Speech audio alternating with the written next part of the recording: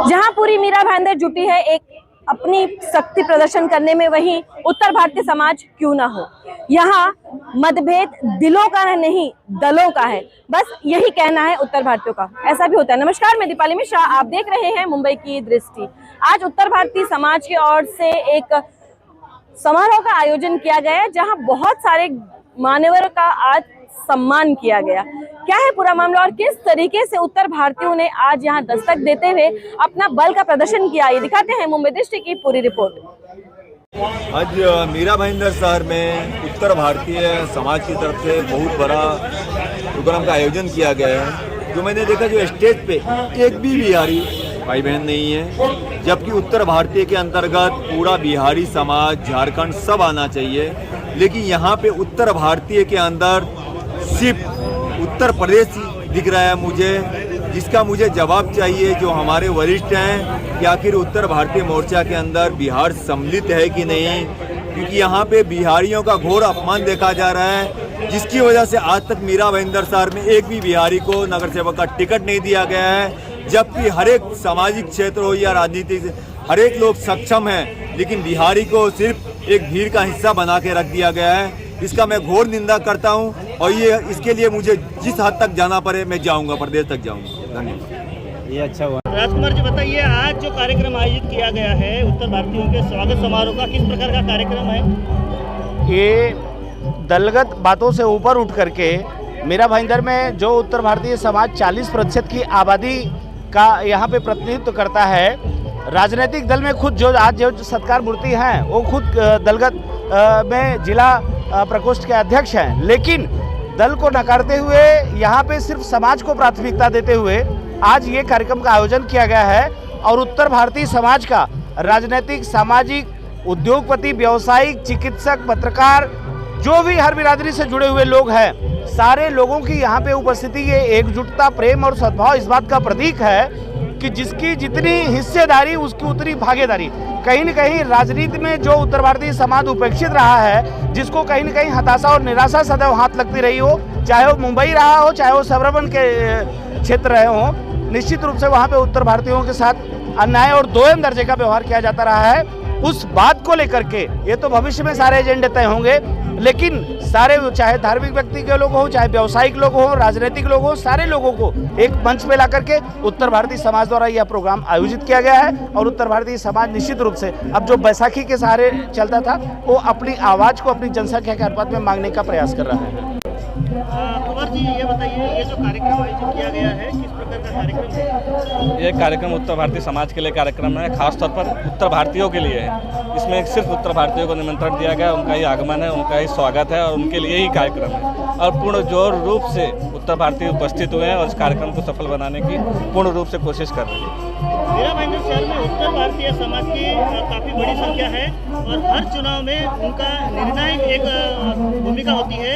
इस समय क्या भूमिका रहेगी? अभी तक लोगों ने उत्तर भारतीय समाज को एक अपने यूज एंड थ्रो के रूप में यूज़ किया, लेकिन इस बार उत्तर भारतीय समाज जाग चुका है और वो अपना कैंडिडेट खुद उतारेगा और खुद संपूर्ण रूप से भागीदारी करेगा और अपनी हकदारी, जो भी उसकी हकदारी है, वो मांग के लेगा।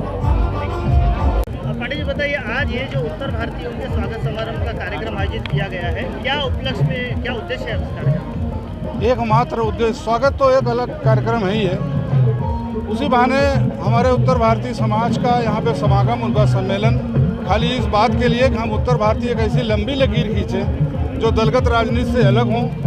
यूथा चर्चा, उनके अंदर जो राजनीतिक शरणार्थी बने हुए हैं, वो बात उनके दिमाग से निकल रहना चाहिए। गुलामीपूर्ण जिंदगी जो उनके मन में अभी भी भरा पड़ा हुआ है, हम लोग नेता लोग भीड़ लगाते हैं, मंच में कोई दूसरा आके खड़ा हो जाता है, उत्तर भारतीय खाली अवाक होकर चले जाते हैं। तो वो चीज़ उनके दिमाग से निकालने के लिए हमने खाली प्योर उत्तर भारतीय समाज की मीटिंग ली है।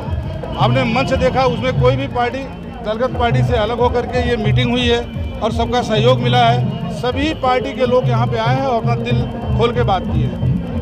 जैसे कि आपने कहा कि उत्तर भारतीय समाज हमेशा से भीड़ का हिस्सा रहा है, उन्हें उचित सम्मान नहीं मिलता है। जी हाँ। क्या आने वाले चुनाव में उत्तर भारतीय समाज की निर्णायक भूमिका रहेगी, क्या लगता है आपको? उत्तर भारतीय समाज तो मांग कर रहा है, यशोभूमि में इसके पहले निकाला हुआ था कि जितनी जिसकी भागीदारी उतनी उसकी हिस्सेदारी।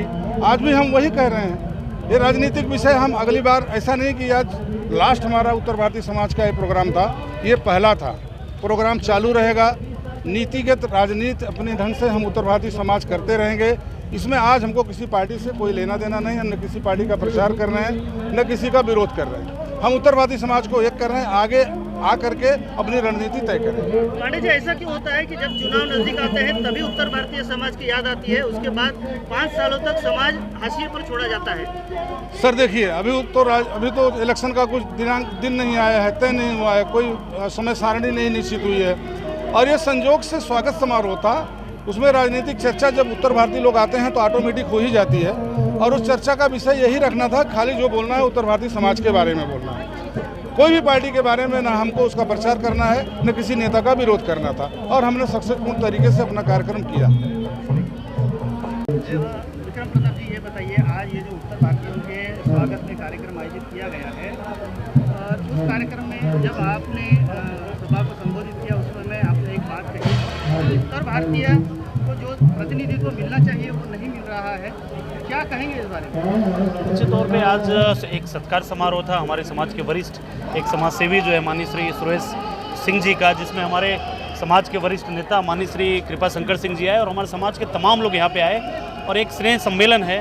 निश्चित तौर पे ऐसे सम्मेलन में समाज ने बड़े खुल के अपने आर्थिक, राजनीतिक, सामाजिक जो भी समस्या था उस पर बात हुआ जो है, और निश्चित तौर पे जो है उत्तर भारतीय समाज जिस तादाद में इस शहर में है उस तादाद में उसको मान सम्मान या हिस्सेदारी अभी तक नहीं मिला है, और जो सम्मान जो है हमारे नेता प्रताप जी सरनाईक ने अभी तक दे पाए हैं, निश्चित तौर पे वो अग्रिम पंक्ति में है वो।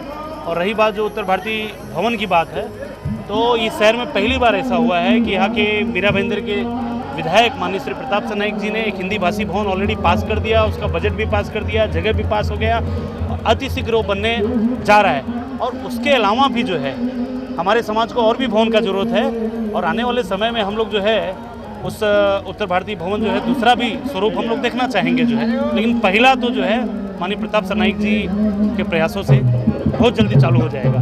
एक चीज़ और आपने कही कि उत्तर भारतीयों को, सभी उत्तर भारतीयों के उम्मीदवारों को टिकट देना चाहिए, चाहे वो भले आपस में लड़े, कोई एक उत्तर भारतीय जीतेगा, तो इसका सीधा मतलब ये होता है कि उत्तर भारतीय के खिलाफ लड़ेगा, क्या कहेंगे? नहीं, देखिए कैसा है, सभी उत्तर भारतीय ने संख्या के आधार पे जो है, अगर 20-25%, 30% हम लोग संख्या यहाँ कहते हैं, तो अगर 100 टिकट में से 20-25 टिकट जो है हर पार्टियों को देना चाहिए, और हर पार्टी का कार्यकर्ता जो है कार्यकर्ता होता है, वो अपने पार्टी के लिए लड़ेगा। जब समाज की बात आती है तो समाज की बात होती है। कोई व्यक्ति अगर भारतीय जनता पार्टी, कोई कांग्रेस, कोई शिवसेना अपने अपने टिकट देगी तो एक दूसरे में जो है वो लड़ेंगे, लेकिन प्रतिनिधित्व मिलना चाहिए जो है, क्योंकि जीतने की बात बाद में आती, पहले लड़ना, तो ये नाइंसाफ़ी अभी तक हुआ है। जिस तरीके से पिछले 2017 के चुनाव में 16 टिकट जो है माननीय प्रताप सरनाईक जी शिवसेना ने दिया था, वो पहली बार ऐसा हुआ कि इतने बड़ी तादाद में कम से कम टिकट दिए, भले उसमें 2 जीत के आए। बाद में मनोनीत नगर से मुझे जो है शिवसेना ने चुना जो है माननीय प्रताप सरनाईक जी, एकनाथ शिंदे साहब के नेतृत्व में। तो कहीं ना कहीं समाज में एक जो है जिज्ञासा जगह जो है कि नहीं, जो है हम लोगों को भी अपने अधिकार मिलना चाहिए, और निश्चित तौर पे जो है मिलना ही चाहिए संख्या के आधार पर जो है। विक्रम जी, आपने पीड़ा व्यक्त की कि उत्तर भारतीयों को सम्मान नहीं मिलता, इस पर क्या कहना चाहेंगे? नहीं, निश्चित तौर पे जब हम पदाधिकारी बनाते हैं, जब हम जो है कहीं ना कहीं उनसे अपेक्षा करते भीड़ का, तो जब कोई भी पार्टी। विक्रम प्रताप जी, ये बताइए, आज ये जो उत्तर भारतीयों के स्वागत में कार्यक्रम आयोजित किया गया है, उस कार्यक्रम में जब आपने सभा को संबोधित किया उस समय आपने एक बात कही, उत्तर भारतीय को जो प्रतिनिधित्व मिलना चाहिए वो नहीं मिल रहा है, क्या कहेंगे इस बारे में? निश्चित तौर पे आज एक सत्कार समारोह था हमारे समाज के वरिष्ठ एक समाज सेवी जो है माननीय श्री सुरेश सिंह जी का, जिसमें हमारे समाज के वरिष्ठ नेता माननीय श्री कृपा शंकर सिंह जी आए और हमारे समाज के तमाम लोग यहाँ पे आए, और एक स्नेह सम्मेलन है। निश्चित तौर पे ऐसे सम्मेलन में समाज ने बड़े खुल के अपने आर्थिक, राजनीतिक, सामाजिक जो भी समस्या था उस पर बात हुआ जो है, और निश्चित तौर पे जो है उत्तर भारतीय समाज जिस तादाद में इस शहर में है उस तादाद में उसको मान सम्मान या हिस्सेदारी अभी तक नहीं मिला है, और जो सम्मान जो है हमारे नेता प्रताप जी सरनाईक ने अभी तक दे पाए हैं, निश्चित तौर पे वो अग्रिम पंक्ति में है वो। और रही बात जो उत्तर भारतीय भवन की बात है, तो इस शहर में पहली बार ऐसा हुआ है कि यहाँ के मीरा भाईंदर के विधायक माननीय श्री प्रताप सरनाईक जी ने एक हिंदी भाषी भवन ऑलरेडी पास कर दिया, उसका बजट भी पास कर दिया, जगह भी पास हो गया, अति शीघ्र बनने जा रहा है। और उसके अलावा भी जो है हमारे समाज को और भी भवन का जरूरत है और आने वाले समय में हम लोग जो है उस उत्तर भारतीय भवन जो है दूसरा भी स्वरूप हम लोग देखना चाहेंगे जो है, लेकिन पहला तो जो है माननीय प्रताप सरनाईक जी के प्रयासों से बहुत जल्दी चालू हो जाएगा। एक चीज़ और आपने कही कि उत्तर भारतीयों को, सभी उत्तर भारतीयों के उम्मीदवारों को टिकट देना चाहिए, चाहे वो भले आपस में लड़े, कोई एक उत्तर भारतीय जीतेगा। तो इसका सीधा मतलब ये होता है कि उत्तर भारतीय के खिलाफ लड़ेगा, क्या कहेंगे? नहीं, देखिए कैसा है, सभी उत्तर भारतीय नहीं, संख्या के आधार पे जो है अगर 20-25%, 30% हम लोग संख्या यहाँ कहते हैं, तो अगर 100 टिकट में से 20-25 टिकट जो है हर पार्टियों को देना चाहिए। और हर पार्टी का कार्यकर्ता जो है कार्यकर्ता होता है, वो अपने पार्टी के लिए लड़ेगा। जब समाज की बात आती है तो समाज की बात होती है। कोई व्यक्ति अगर भारतीय जनता पार्टी, कोई कांग्रेस, कोई शिवसेना अपने अपने टिकट देगी तो एक दूसरे में जो है वो लड़ेंगे, लेकिन प्रतिनिधित्व मिलना चाहिए जो है, क्योंकि जीतने की बात बाद में आती, पहले लड़ना। तो ये नाइंसाफ़ी अभी तक हुआ है। जिस तरीके से पिछले 2017 के चुनाव में 16 टिकट जो है माननीय प्रताप सरनाईक जी शिवसेना ने दिया था, वो पहली बार ऐसा हुआ कि इतने बड़े तादाद में कम से कम टिकट दिए, भले उसमें 2 जीत के आए। बाद में मनोनीत नगर सेवक मुझे जो है शिवसेना ने चुना जो है माननीय प्रताप सरनाईक जी, एकनाथ शिंदे साहब के नेतृत्व में। तो कहीं ना कहीं समाज में एक जो है जिज्ञासा जगह जो है कि नहीं, जो है हम लोगों को भी अपने अधिकार मिलना चाहिए और निश्चित तौर पे जो है मिलना ही चाहिए संख्या के आधार पे जो है। विक्रम जी, आपने पीड़ा व्यक्त की कि उत्तर भारतीयों को सम्मान नहीं मिलता, इस पर क्या कहना चाहेंगे? नहीं, निश्चित तौर पे जब हम पदाधिकारी बनाते, जब हम जो है कहीं ना कहीं उनसे अपेक्षा करते भीड़ का, तो जब कोई भी पार्टी जो है कहीं ना कहीं जब वो राजनीतिक मंच सजाते हैं तो वहाँ हमारा समाज गायब रहता है। और मैं इसका हमेशा से जो है मैं बात में किया हूँ। मैं यहाँ इस शहर में भारतीय जनता पार्टी का मंडल अध्यक्ष रहा और मैं युवा मोर्चा का अध्यक्ष रहा, मैं उत्तर भारतीय मोर्चे का अध्यक्ष रहा, मैं विधानसभा लड़ने मेरे गांव मुझे जाना पड़ा। निश्चित तौर पे मेरा ये पीड़ा रहा है जो है कि मुझे हर नागरिक, ये हमारी धरती जो है महाराष्ट्र की धरती, हम लोगों की ये कर्म भूमि है, इसका सम्मान है और यहाँ के स्थानिक लोगों को प्रथम वरीयता मिलना ही चाहिए, उसके हम लोग समर्थक हैं।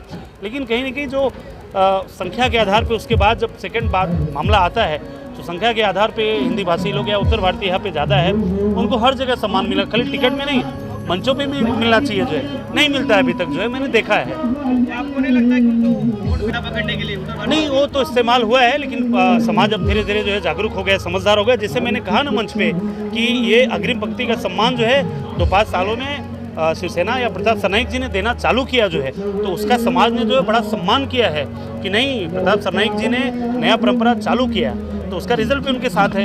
एकनाथ शिंदे साहब यहाँ बार बार आए तो वो कभी हिंदी भाषी उत्तर भारतीय नहीं करते। तो आज समाज का ये मंच है, समाज का ये माहौल है, तो समाज की बातें जो है यहाँ बड़ा खुल के हुआ और अच्छी बातें हुई जो है। इस मंच से आप क्या उम्मीद लेके जा रहे हैं, ये मंच की बातें मंच तक रह जाएंगी? देखिए कैसा है, ये समाज है, समाज जब जो है आपस में जमा होता है तो निश्चित तौर पे अपनी बात करता है। और मैंने ये भी कहा कि भाई हमको बहुत ज़्यादा राजनीति के चक्कर में भी नहीं पड़ना चाहिए। हमने ये भी बात कहा कि हमारे पूर्वज यहाँ व्यापार करने आए, हमको व्यापार पे ज़्यादा फोकस देना चाहिए, अपनी भागीदारी हमें जो है अपने बिजनेस में भी हमको देखना चाहिए। तो हम लोग उत्थान की बात कर रहे हैं, राजनीतिक उत्थान नहीं, उसमें आर्थिक उत्थान हो गया, सामाजिक उत्थान हो गया और राजनीतिक उत्थान हो गया जो है। तो हमने वो भी बात किया कि हमारा यहाँ पे जो है व्यापार में भी हिस्सेदारी होना चाहिए और होना ही चाहिए जो है। मैं अपने युवाओं से वो कहना चाहता हूँ कि व्यापार में भी वो अपना ध्यान देवे पूरा। जहां उत्तर भारतीयों की संख्या 15 से 20 नगर सेवकों की अभी है, वैसे ही आने वाले इलेक्शन में उसकी दुगनी होगी, ऐसा कहना है उत्तर भारतीयों का। अब तो ये आने वाला वक्त ही बताएगा कि उत्तर भारतीय लोग क्या परचम लहराएंगे आने वाले इलेक्शन में, क्या उनकी संख्या दुगनी होगी या चौगुनी, ये उत्तर भारतीय समाज ही निश्चित कर पाएगा। तब तक के लिए इसी तरीके की खबरों के लिए बने रहें, जुड़े रहें और देखते रहें मेरे यानी दीपाली मिश्रा और प्रसाद के साथ मुंबई की दृष्टि।